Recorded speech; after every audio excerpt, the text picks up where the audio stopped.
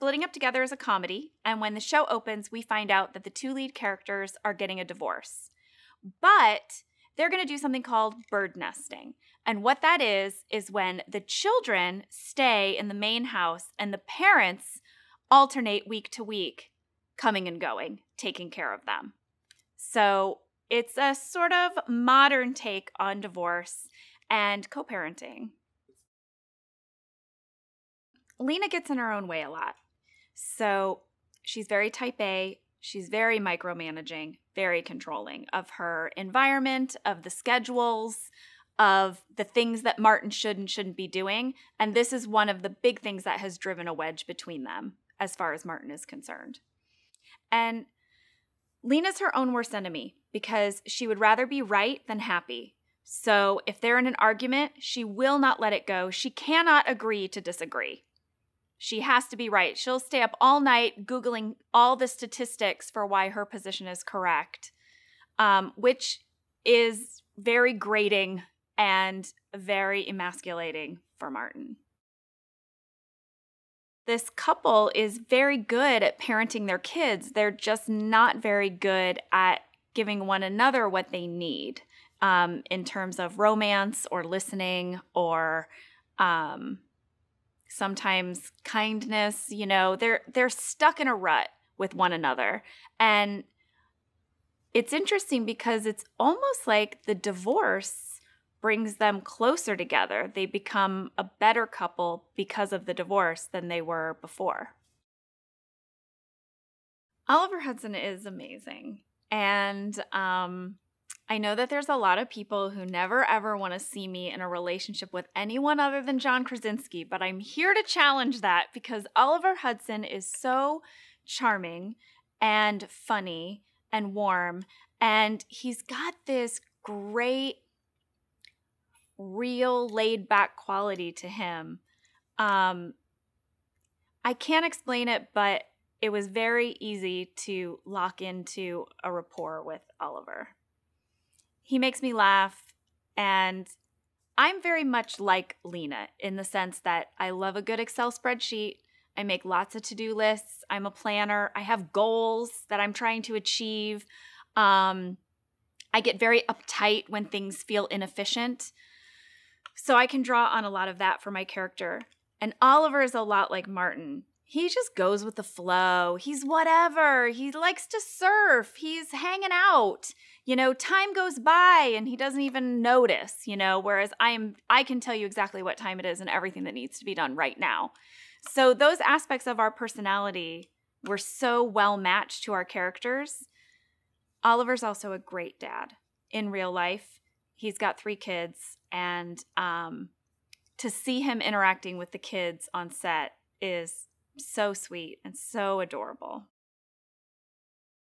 The kids on the show are great. Olivia plays my daughter, and I adore her. She feels like a little me. When I see her, I'm like, oh my gosh, that's exactly what I was like when I was that age. And her character as well, this budding feminist, is very, very funny. And then Van, who plays our son, our older son, is so sweet and earnest and honest and such a realistic actor.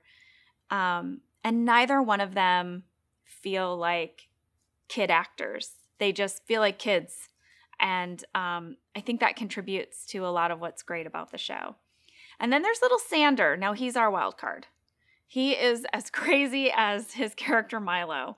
And he's fun because he's the youngest and he is his age. So we'll be doing a take and he'll want to ad-lib, or he'll want to improv, or he'll want to suddenly play Nerf ball.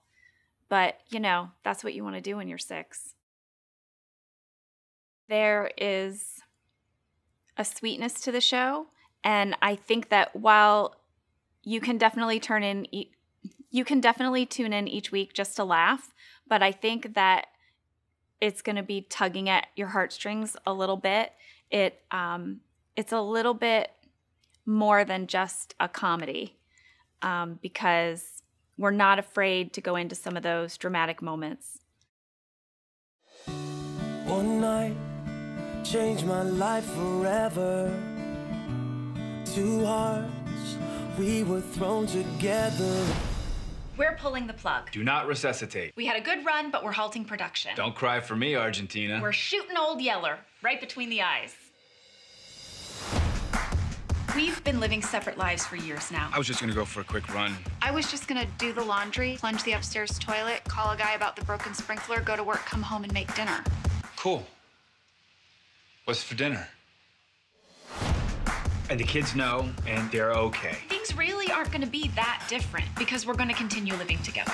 Why would you get divorced if you still want to live together? We're not gonna be living together. We're gonna switch off every other week. Right. The on-duty parent will take care of the kids. Oh, crap.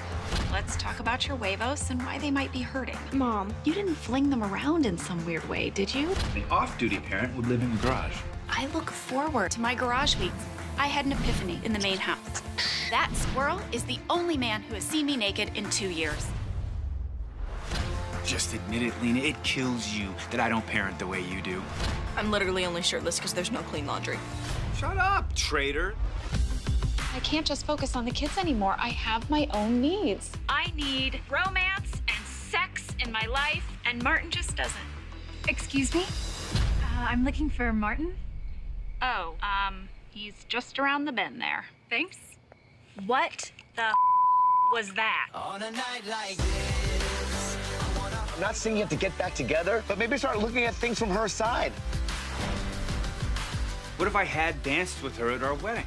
Maybe it would have changed the entire course of our marriage. Your son is perfectly healthy. He's just going through puberty. I'd like Mason to try masturbating. Please don't hesitate to call if symptoms persist. My cell is on there. Are you sending out vibes? Vibes? I admit it. I don't want Lena dating again. I want her back together with Martin. Lena! The doctor said he needs to masturbate. Is that Ruth Bader Ginsburg? Yeah. Yeah, I really don't think she'd appreciate this. I was a good mom and a bad wife. I was a bad partner. Well, at least you're in great shape. I am in great shape. Is it okay if I need you occasionally? I've waited our entire marriage to hear you say that.